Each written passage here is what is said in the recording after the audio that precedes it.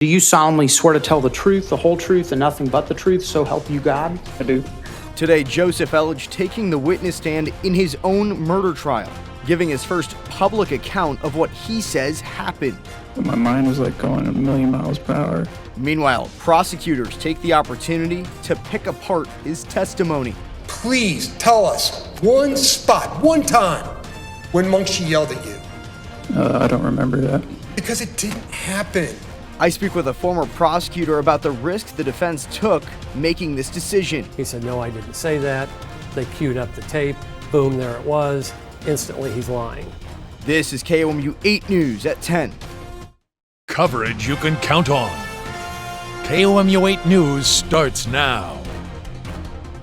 Today, for the first time, we heard straight from Joseph Elledge about how he buried Munchie G, deceived police officers, and lied to both his mother and G's loved ones about where she was. While he once claimed she disappeared, today he admitted he knew exactly where she was. Good evening, everyone. I'm Noah Klein. Thanks so much for joining us. Joseph Elledge took the witness stand today on the 8th day of his murder trial. Let's walk you through what happened here. The defense had Elledge tell the entire story of when he first started dating Munchie G to after he buried her body, including why he didn't tell police what happened. Defense attorney Scott Rosenblum asked how Elledge felt when neighbors and family started asking about Munchie G's whereabouts. I felt like I was trapped and the walls were closing in on me. Walls are closing in. What walls? Police walls? Life walls? What walls? Just, everybody, anything. Elledge admitted the morning he found Munchie G dead, he couldn't find her pulse. So he carried her body and put it in the trunk of a car. He admitted he did not call police. Prosecuting attorney Dan Knight went back on the recordings between Munchie G and Elledge, trying to prove he meant to kill her. Knight argued Elledge's claims about Munchie G yelling at him aren't true. Please tell us one spot, one time, when Munchie yelled at you. I don't remember that. Because it didn't happen, correct? I don't remember right now. Today, Knight focused mainly on picking apart Elledge's testimony. He did this by asking Elledge if he said or thought something. Depending on Elledge's answer, Knight would refer back to those secret recordings or things he had previously said to G. The defense focused on Elledge describing his relationship with Munchie G and walking the jury through the night she died. I spoke with former prosecuting attorney Bill Tackett about why Elledge taking the stand is significant and what goes into preparing for a cross-examination like this one. What do you think the defense is thinking right now after their man was on the stand for about 4 hours taking questions from them? Well, it's become very difficult for them because his verbiage, everything, his demeanor, he's not consistent with all the things that he said on tape. 9 hours of him being abusive, using foul language, being articulate, and now he's acting like he's very awkward and, kind of like, hey, I don't really know what happened. They're lacking, the defense is lacking the consistency of his demeanor and the things that he's saying, and it's a real problem for him. Prosecuting attorney Dan Knight had all that time, if you remember, to prep this cross-examination. What did you see from attorney Knight when he came out? What Danny Knight, he is painting a picture of a very cruel person, of a person that's not stoic and just kind of sitting there. He's showing through all of the videos that were done and all of the actions of the defendant over 3 days after he killed her that, this wasn't an accident. This shouldn't be voluntary manslaughter, right? This is a higher level homicide. And he's doing that quite well, but he could never have done it had Joseph Elledge not taken the stand. To be the attorney, right, you're going against someone who has no legal experience in this sense, right? Joseph Elledge was a mechanical engineer. What's that like? Well, it's obviously very difficult when every time you're asked something and you try to deny it, the state produces the audio tape of you saying it, which is what happened in court today right off the bat. He said, no, I didn't say that. They queued up the tape. Boom, there it was. Instantly, he's lying. And that just makes it terribly difficult to testify when you've got audio of yourself saying one thing and you're trying to say another. You were a prosecuting attorney. If you had this opportunity, how often do you prep? What are you looking to set him up for when you have the defendant in the box?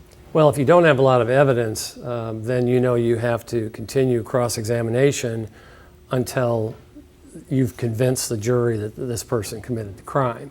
In this case, there's a lot to cross-examine him on, and that's why it was an unusual decision. All right, Bill Tackett with some analysis for us. Bill, thank you.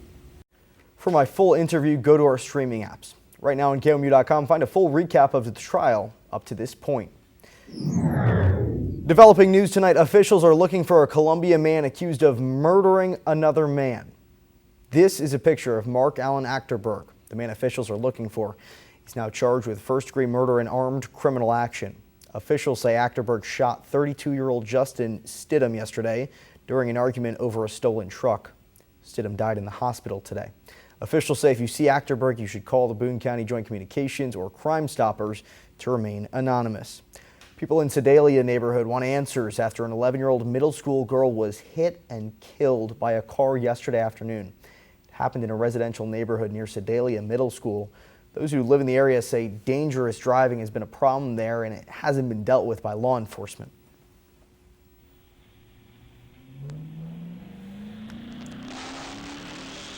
One resident has captured over 30 videos of different cars speeding just like the one you just saw through his neighborhood. He got the videos on his home camera video recording system. I at first initially put the cameras up, just for home security. But then I banned our children from going in the front yard, period, because of how fast these people are driving. In terms of what we don't know here, we don't know many details about the incident, like the 11-year-old girl's name or who was driving the car. All right, take a look here at our satellite and radar. All right, Kenton, thank you. A Texas attorney representing more than 30 victims from the Astroworld Music Festival said he's filing a lawsuit against promoters. Ricardo Ramos says his client suffered physical injuries and emotional trauma.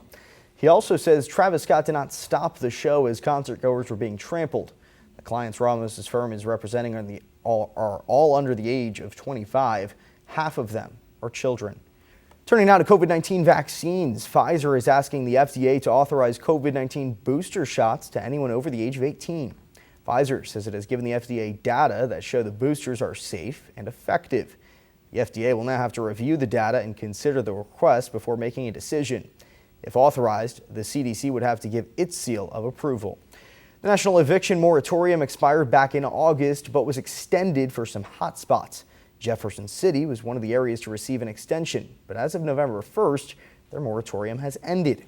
KOMU8's Liza Mahacek is in the studio to tell us how some local organizations are helping those now facing eviction. Liza. In the studio, Liza Mahacek, KOMU8 News. All right, Liza, thank you. As gas prices rise, find out why you're paying more at the pump. Plus, find out about a new resource aimed to help hire more Missouri teachers. Up next. Welcome back. Gas prices in the U.S. have reached their highest level since 2013. According to new reports from AAA and Gas Buddy, this time last year, Missouri drivers were paying $1.73 on average per gallon for regular gasoline. Today, that number has increased over 75%. Oil and natural gas production was temporarily halted in the Gulf of Mexico in late August due to Hurricane Ida, and oil companies are still trying to catch up. For some Missouri drivers, paying more at the pump means having to cut back on other expenses. It makes a difference between eating out, eating in, choosing what activities we'll participate in and which ones we're going to have to skip. It does make a difference. Gas prices in Missouri currently rank as the 7th cheapest in the country. Experts say prices aren't expected to return to normal levels anytime soon. Drivers can expect to see these increasing rates into 2022. The Missouri Department of Elementary and Secondary Education has created a new teacher recruitment website. This new program is designed to help schools hire more teachers. DESE and a national nonprofit organization called Teach have partnered to create teach.mo.org. The website is one of the many recruitment and retention initiatives the state is investing in over the next 3 years. Over the last decade, enrollment in Missouri teacher prep programs has declined more than 25%. DESE says they hope this program encourages more people to train to be teachers and increases hiring rates. We'll take a look at our temperatures. Okay, Kenton, thank you very much. Up next, how a stray dogs rescue story has drawn the attention of the community and the internet.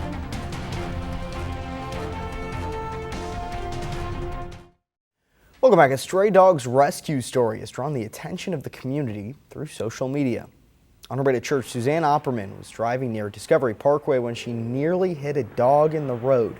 She rescued it, took the dog to Horton Animal Hospital, where she knew treatment would be costly. The dog was given x-rays, pain, nausea, and worm medication, fluids, and a mange shot. Opperman reached out to a lost and found pet group on Facebook, which turned into a hub for donations to cover the costs, and ultimately, she decided to adopt it. I was amazed because it was not the reason that I posted her to begin with. I was just trying to find the owner, and they kept texting me from Hortons saying, we've had somebody call to donate. Its first treatment cost is $1,060. The dog will need treatment for the next few weeks to recover. If you're interested in donating, reach out to Horton Discovery Animal Hospital.